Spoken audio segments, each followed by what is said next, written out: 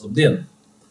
Tā kā jūs esat nokļuvuši šajā video, tad es saprotu, ka jums interesē programma atbalsts jaunajiem lauksaimniekiem, kur jaunie lauksaimnieki var iestartēt investīciju pasākumā un iegādāties dažādas noderīgas investīcijas, kas noder saimnieciskā darbībā un palīdz jums attīstīt savu uzņēmumu. Šodien es īsiem vārdiem izstāstīšu par EPS pieteikumu sistēmu, par pieteikumu aizpildīšanu, kas ir jāņem vērā aizpildot projekta iesniegumu. Pirmais, kas jums ir jāņem vērā, kad sistēmā ieejot, jums jāatrod pareizā vieta, kurā vietā iesniegt projektu iesniegumu. Tātad izvēlamies projektu un investīcijas un pievienot jaunu projektu iesniegumu. Projektu iesniegumu sadaļā uzrādīsies visi atbalsta pasākumi, kas šajā brīdī ir aktuāli, bet jums ir jāizvēlas LA6 atbalsta pasākums, atbalsts jaunajiem lauksaimniekiem uzņēmējdarbības uzsākšanai. Projekta pieteikums ir sadalīts vairākās sadaļās, kurās jums ir jāiziet cauri secīgi visām šīm sadaļām un jāizpilda visa nepieciešamā informācija. Pirmā sadaļa ir vispārīgā informācija, kur jums ir jānorāda informācija par jums. Sistēma pati uzrādīs informāciju par atbalsta pretendentu, bet jums ir jānorāda projekta vadītājs, kontakttālrunis, e-pasts, kā arī jānorāda projekta nosaukums saistībā ar jūsu projektu. Papildus šajā sadaļā jums jānorāda arī piederība uzņēmumu grupai, ko mēs varam aplūkot nedaudz lielāku skaidrojumu zem I burtiņa, bet attiecīgi ņemam vērā. Ja jums ir saistība ar kādu uzņēmumu grupu, tad jums ir jāatzīmē jā un jāpievieno šis uzņēmums. Ja saistība ar kādu citu uzņēmumu nav, tad atbilstoši norādam nē. Nākamā sadaļa, kas mums ir jāizpilda, ir projekta īstenošanas vieta. Ja projekta īstenošanas vieta neatšķiras no jūsu uzņēmuma adreses, tad droši norādam nē. Ja adrese ir cita, norādam jā un norādam adresi, kurā vietā projekts tiks īstenots. Papildus šajā sadaļā mēs esam ietvēruši informāciju par saiti uz normatīvajiem aktiem. Tas ir horizontālajie noteikumi 113. par visiem atbalsta pasākumiem, kā arī specifiskie atbalsta pasākuma noteikumi numur 269. Papildus esam snieguši arī nelielu skaidrojumu saistībā ar projektu pieteikumu aizpildīšanu. Lai pāriet uz nākamajām sadaļām, vienmēr spiežam saglabāt un turpināt. Nākamajā sadaļā, kas ir A sadaļa, aizpildam informāciju par atbalsta pretendentu. Tas ir sākotnēji jums ir jāapliecina, ka jūs atbilstat šim te atbalsta pasākumam. Pašā sākumā esam ietvēruši pašus galvenos kritērijus. Tas ir, ka jūs neesat saņēmis jau iepriekš atbalstu uzņēmējdarbības uzsākšanai jaunajiem lauksaimniekam, kā arī 5 gadus pirms projekta iesnieguma iesniegšanas jūs neesat iesnieguši jebkādus atbalsta pasākumus, nav jums reģistrēta saimnieciskā darbība, kas saistīta ar lauksaimniecisko ražošanu, neesat deklarējis lauksaimnieciskās darbības ieņēmumus, kā arī jums nav bijuši lauksaimniecības dzīvnieki. Nākamajā sadaļā jūs arī apliecināt par to, ka jūs atbilstat mazā vidējā uzņēmuma statusam. Tas ir, ja jums uzņēmums ir jau dibināts vai pārņemts, kad darbinieku skaits nav lielāks par 50 darbiniekiem, vai gada apgrozījums vai bilances kopsumma nepārsniedz 10 miljonus eiro. Papildus, kas jānorāda gadījumā, ja jums ir saistītie uzņēmumi, tad jums jāizvēlas ir jā un jānorāda ir šie te uzņēmumi. Ja saistīto uzņēmumu nav, tad turpinam pildīt projektu pieteikumu. A1 sadaļā aizpildam informāciju par uzņēmumu. Tas ir, vai jūs dibinat jaunu uzņēmumu šī projekta ietvaros, vai jūs pārņemsiet vai mantosiet esošu lauksaimniecības uzņēmumu, vai arī varbūt jūs jau esat esošs lauksaimniecības uzņēmums, ne vecāks kā 5 gadus, un jūs jau startējat uz šo pasākumu. Līdz ar to izvēlamies atbilstošo atzīmi. Nākamajā sadaļā A2 aizpildam informāciju par darbības aprakstu, bet lūdzu ņemt vērā, ka vienmēr I burtiņā ir nedaudz plašāks skaidrojums, ko mēs attiecīgajos laukos sagaidām. Līdz ar to, atbilstoši burtiņā norādītajai informācijai, jūs aizpildat arī attiecīgo piezīmju sadaļu.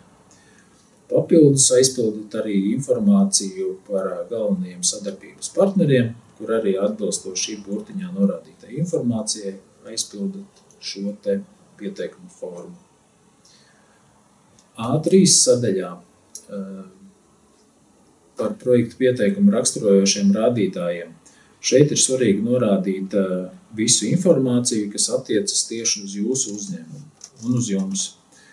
Pirmais pats būtiskākais ir, ka juridiskajā uzņēmumā kapitāla daļas pieder vismaz 50% apmērā jaunajam lauksaimniekam. Līdz ar to jums, kā uzņēmuma vadītājiem, ir būtiski ievērot nosacījumu par 40 gadu vecumu. Līdz ar to jūs norādat šeit, kāds ir jūsu vecums. Nākamajā sadaļā norādam informāciju par jūsu izglītību. Tas ir norādat izglītību, kāda jums ir iegūta, un norādat arī lauksaimniecības kursu priekšmetu stundu skaitu, lai mēs varētu novērtēt, ka attiecīgā izglītība ir atbilstoša, kā arī ir sasniegts nepieciešamais stundu skaits. Ja saistībā ar šo sadaļu ir kādi jautājumi, vai izglītība ir atbilstoša vai nav, tad papildus esam ievietojuši arī saiti uz mājaslapu, kur ir nedaudz plašāks skaidrojums par izglītību un kursiem, kuri ir atbilstoši pasākumu nosacījumiem un kuri nav. Darbības nozarē norādam izvēlamies nozari, kurā projekts tiks īstenots, kuru projekta ietvaros plānos attīstīt. Līdz ar to šeit jau ir iekļautas populārākās nozares, kur varat izvēlēties atbilstošo, vai arī gadījumā, ja šīs nozares šeit nav nosaukta, jūs varat arī pats pastāvīgi ievadīt šo informāciju. Nākamajā sadaļā aizpildam informāciju par jūsu piedalīšanos kādā no schēmām. Tas ir, piemēram, ja jūs esat jau bioloģiskā saimniecība, tad attiecīgi atzīmējam šo ķeksīti, vai arī, ja jūs esat integrētās dārzkopības vai augkopības produkcijas ražotājs, atzīmējam šo sadaļu. Kā arī atzīmējam informāciju par to, vai jūs esat kooperatīvu biedrs. Attiecīgi, ja jūs esat atzīmējis, ka jūs esat kooperatīvu biedrs, tad nepieciešams arī aizpildīt informāciju par kooperatīvu nosaukumu un datumu, no kura jūs esat ieguvis biedra statusu šajā te kooperatīvā. Papildus, ja jūs esat ražotāja organizācijas biedrs, jūs droši atzīmējat arī šo ķeksi, kā arī izvēlaties, kurā ražotāja organizācijā jūs ietilpstat, un papildus norādat arī, kad jums ir iegūts dalībnieku status šajā te organizācijā. Šajā sadaļā norādam informāciju par to, ja jums ir noslēgts kāds ilgtermiņa līgums par jūsu produkcijas realizāciju. Līdz ar to šeit norādam līguma partneri, kas ir šis uzņēmums, norādam datumus, kada līgums noslēgts un kāds ir šī līguma termiņš. Protams, papildus neaizmirstam arī šo līgumu pievienot projekta dokumentācijai, lai dienesta darbinieki varētu pārliecināties, ka šis līgums ir spēkā esošs un par tā termiņiem. Kā arī nākamajā sadaļā mums jānorāda informācija par pēdējiem noslēgtiem gadiem. Tas ir, ja jūs esat SIA, jūs norādat, ka jums ir iesniegts gada pārskats, ja jūs esat startējis kā fiziska persona un sniedzat iedzīvotāju ienākumu nodokļu deklarāciju, jūs atzīmējat D3, vai arī, ja jūs esat tikko uzsācis vai plānojat uzsākt saimniecisko darbību, līdz ar to jūs nekādus dokumentus neesat sniedzis, tad attiecīgi atzīmējam šo te sadaļu. Nākamajā sadaļā norādām informāciju par ieņēmumiem no saimnieciskās darbības. Tas ir, ja jums jau ir līdz šim bijuši kaut kādi ienākumi, kas ir deklarēti valsts ieņēmuma dienestā, jums bijis šie te noslēgtie gadi par saimniecisko darbību, tad attiecīgi norādam šo te informāciju. Tas ir, piemēram, 22. gadā, kas bija pēdējais noslēgtais ieņēmumi no kopējās saimnieciskās darbības bija, piemēram, 10 000, un tieši no lauksaimnieciskās darbības būtu 6500. Nākamajā sadaļā aizpildam informāciju par zemes izmantošanas veidu un īpašumtiesībām. Šeit norādam informāciju, kādi jums zemes veidi ir, atbilstoši klasifikatoram, pretī norādam, vai šie te attiecīgie zemes hektāri ir īpašumā, vai tie ir nomātie. Saistībā ar lauksaimniecībā izmantojamās zemi ir jānorāda atrašanās vieta un novērtējums ballēs. Līdz ar to par lauksaimniecībā izmantojamo zemi mēs norādam kadastra numuru, norādam, kurā pagastā šī zeme atrodas, kā arī norādam kopējo platību un cik no šīs zemes ir lauksaimniecībā izmantojamā zeme. Un sistēma jau automātiski parādīs arī šīs te balles, cik par attiecīgo zemi ir piešķirts. Saistībā ar A6 sadaļu par atbalsta saņēmēju ražošanas ēkām, būvēm, tehniku un iekārtām šeit būtiski tas, ka mums ir pieejama poga kopēt, kur sistēma sazinās ar datubāzēm un atrāda informāciju, cik pieejama mums uz doto brīdi. Līdz ar to jau uz jūsu vārdu, uz uzņēmuma vārdu ir reģistrēta tehnika, šī informācija automātiski ielasīsies, bet, ja tehnika nav reģistrēta datubāzēs, tad šī te informācija jums jānorāda manuāli, nospiežot plusiņu un attiecīgi ievadot visu informāciju, kas saistīta ar šo te sadaļu. A7 sadaļā mēs norādam informāciju par publisko finansējumu citās iestādēs. Ja citās iestādēs ir saņemts finansējums, uzspiežam jā, norādam informāciju. Ja tas nav saņemts, atstājam nē. Kā visās sadaļās papildus mums ir iespēja vienmēr norādīt piezīmes. Tas ir, ja jūs vadat informāciju šajās tabulās un kaut ko liekas, ka nepieciešams papildus izskaidrot, tad šo droši var darīt šajā piezīmu laukā, norādot visu papildus informāciju, ko jums ir svarīgi sniegt dienesta darbiniekiem, lai būtu vieglāk izvērtēt jūsu projekta pieteikumu. Virzoties uz priekšu projekta pieteikuma aizpildīšanā, nākamā sadaļa mums ir B1. Bet pirms to aizpildīt, lūdzam ņemt vērā, ka ir vēlams aiziet arī uz Q sadaļu, kur jūs novērtēsiet, vai jums pietiek minimālie atlases punkti, lai varētu startēt pasākumā. Līdz ar to no sākuma dodamies uz rindošanas sadaļu, veicam pašpārbaudi, cik jums ir minimālie rindošanas punkti. Papildus par rindošanas punktiem mums ir ievietots arī interneta vietnē palīga materiāla Excels, kas palīdz jums arī saprast, cik punkti jums ir pieejami.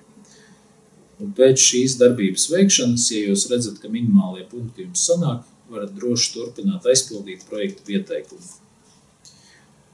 Nākamā sadaļa, ko mēs aizpildam, mums ir par to, vai projekta pieteikumu iesniedzat jūs pats, vai to iesniedz pilnvarotā persona. Ja jūs iesniedzat pats, tad norādam nē.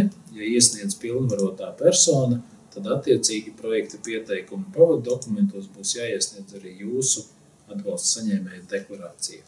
Par to, ka jūs apzināties nosacījumus saistībā ar atbalsta pasākumu, kā arī jūs apzināties to, ka jūs ievērosiet visus nosacījumus, kas attiecas uz atbalsta saņemšanu. B1 sadaļā norādam termiņu, kādā projekts tiks īstenots. Ņemam vērā, ka projekta sākuma termiņš 1. janvārs 24. gads, bet projekta beigu termiņu jūs varat izvēlēties no piedāvātām iespējām, atbilstoši tam, cik ilgā laikā jūs plānojat projektu īstenot. Projekta aprakstā norādam informāciju par ražošanas procesiem, par sasniedzamajiem mērķiem, par apmācībām, detāli sniedzot informāciju, ko projekta ietvaros jūs plānojat sasniegt. B3 sadaļā par sasniedzamajiem rādītājiem jums ir iespēja izvēlēties 4 dažādas opcijas, ko jūs plānojat sasniegt ar jūsu projektu. Piemēram, ja jūs esat esošs uzņēmums, jūs varat atzīmēt neto apgrozījumu palielinājums, jo nopērkot dažādus ražošanas resursus vai agregātus, jums būs iespējas palielināt jūsu apgrozījumu. Vai, piemēram, jūs plānojat palielināt lauksaimniecības dzīvnieku skaitu vai lauksaimniecības zemju platības. Papildus ir iespēja izvēlēties arī ražošanas efektivitātes palielināšanu, piemēram, iepērkot precīzākas un augstvērtīgākas iekārtas, jūs varat iegūt lielāku ražu, rēķinoties ar to, ka neaiziet tik daudz produkcijas zudumos. Un, protams, šī sadaļa iet kontekstā arī ar nākamo sadaļu, kur jums ir iespēja palielināt konkurētspēju un produktivitāti, kur jūs tiešām varat, piemēram, no 1 hektāra lauksaimniecībā izmantojamās zemes iegūt lielāku ražu nekā tas ir bijis līdz šim. Atzīmējot šos mērķus, mums jānorāda arī šī rādītāja apraksts. Tas ir, jūs izvēlējāties neto apgrozījumu palielinājumu, jūs norādat, kāds ir bijis pēdējo gadu dati un kāds tad būs šis rādītājs pēc projekta īstenošanas. Papildus, protams, arī norādam īsu aprakstiņu par to, kā ir plānot šo mērķi sasniegt. B4 sadaļā norādam nozari, kurā nozarē projekts tiks īstenots. Tas ir izvēlamies no klasifikātora, izvēlamies saimniekošanas veidu, kādā veidā tiks saimniekots un projekta ietvaros, kā arī gadījumā, ja nozara nav, tad attiecīgi šo nozari ievedam šajā papildus lauciņā. Projekta īstenošanas vietā ir nepieciešams norādīt kadastra numuru, kurā vietā tiks īstenot šis projekts, un attiecīgi norādam kadastra numuru ēkām, kurā tiks uzstādītas stacionārās būves vai būs iegādātas iekārtas, tad norādam saimniecības atrašanās vietu. Ja tiek veikta būvniecība, tad norādam zemes vienības numuru, uz kuras tiks veikta būvniecība. Bet šeit svarīgi ņemt vērā tiešām faktu, ka norādam tikai to kadastra numuru, kurā arī notiks faktiskā saimniekošana. Jo projekts jāīsteno adresē, kurā ir ēkas un saimniekošanas iespējas, un nevar būt tā, ka šī adrese vai kadastra numurs atrodas meža vidū vai lauka vidū, kur nav nevienas ēkas un nekāda pieva ceļa. B6 sadaļā norādam ietekmi uz apkārtējo vidi. Tas ir īsi aprakstam, vai un kāda būs ietekme uz apkārtējo vidi pēc projekta pieteikuma ieviešanas. B2 sadaļā par projekta izmaksām mums jānorāda detāli tām, ko projekta ietvaros mēs plānojam iegādāties vai izbūvēt, vai kādas darbības plānojam veikt.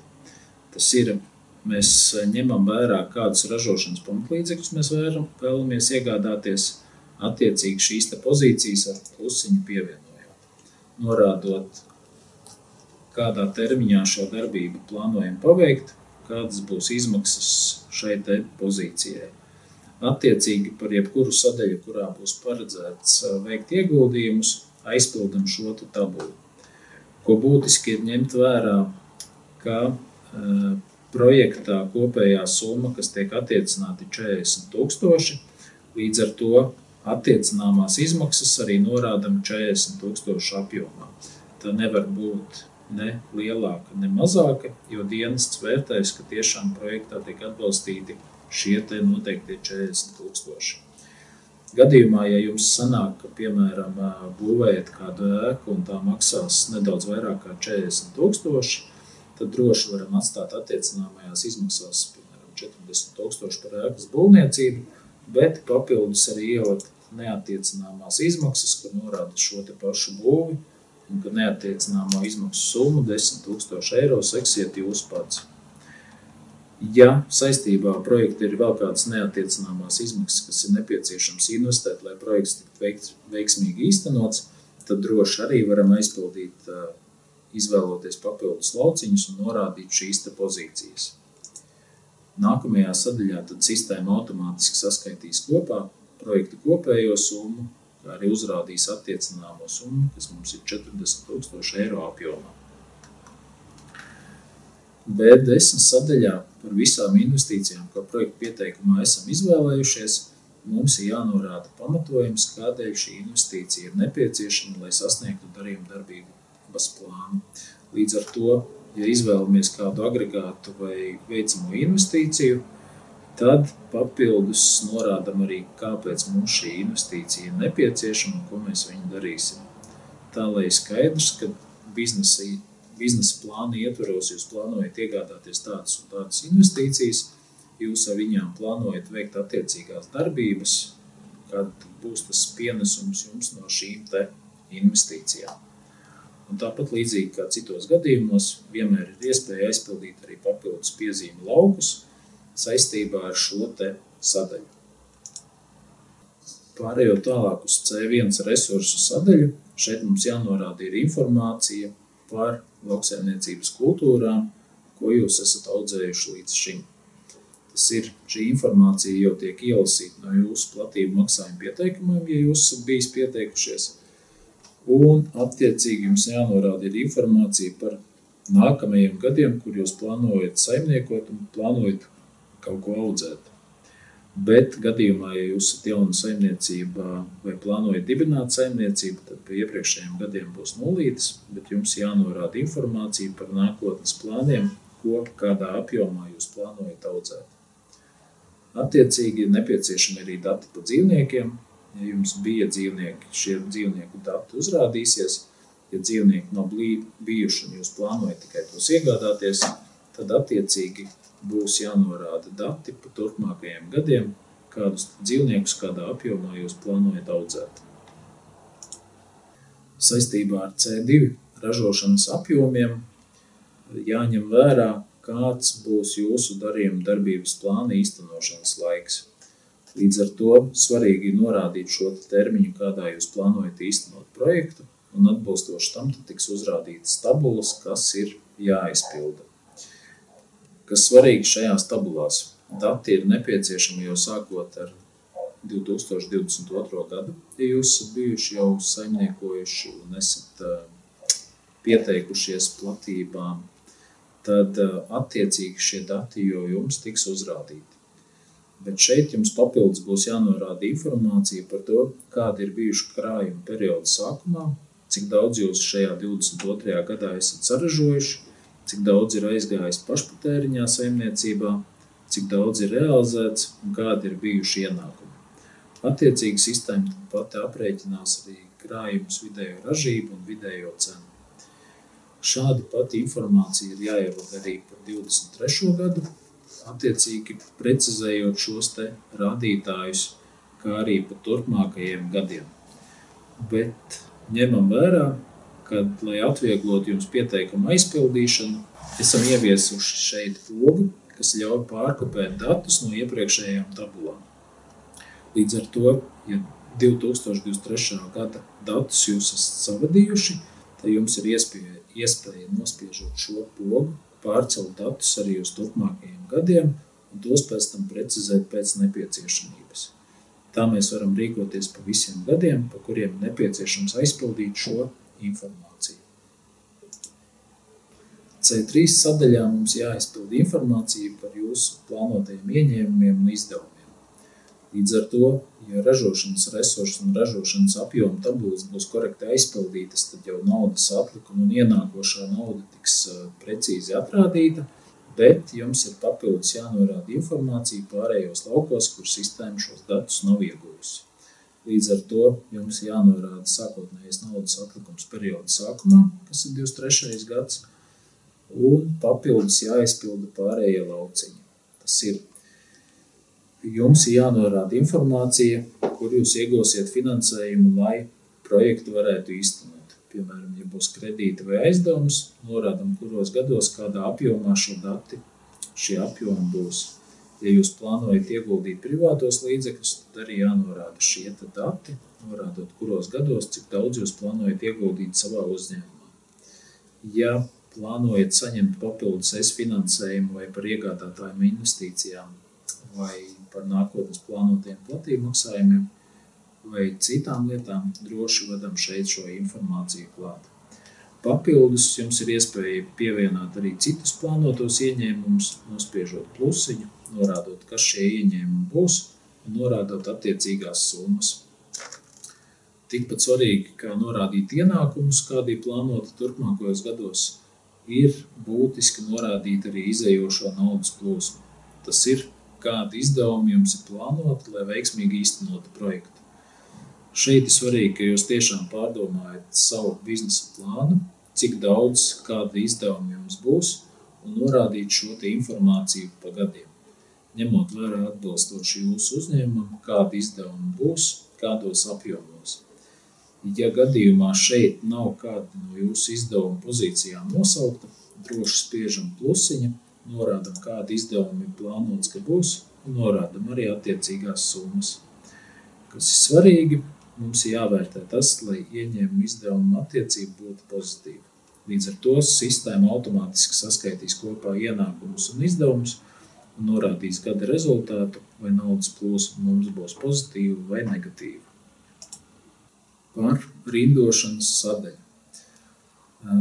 Kā iepriekš jau minēju, uz rindošanas sadaļu mums jāpāriet laicīgi, lai varētu pārliecināties, ka mēs esam ieguvuši minimālos rindošanas punktus.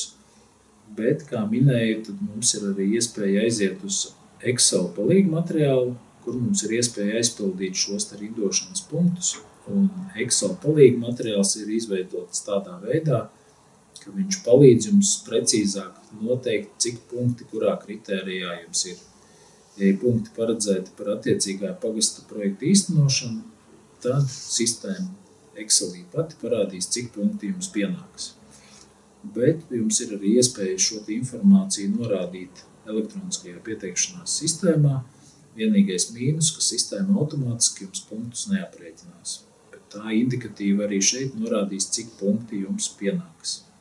Līdz ar to droši dodamies uz Excel palīgu materiālu, kas palīdz noteikt punktus, kā arī savadam informāciju šeit, kur jūs norādat, cik punktus jūs plānojat iegūt kurā kritērijā, kā arī norādam klāt piezīmes, kāpēc jūs domājat, ka jums pienākas šie te rindošanas punkti.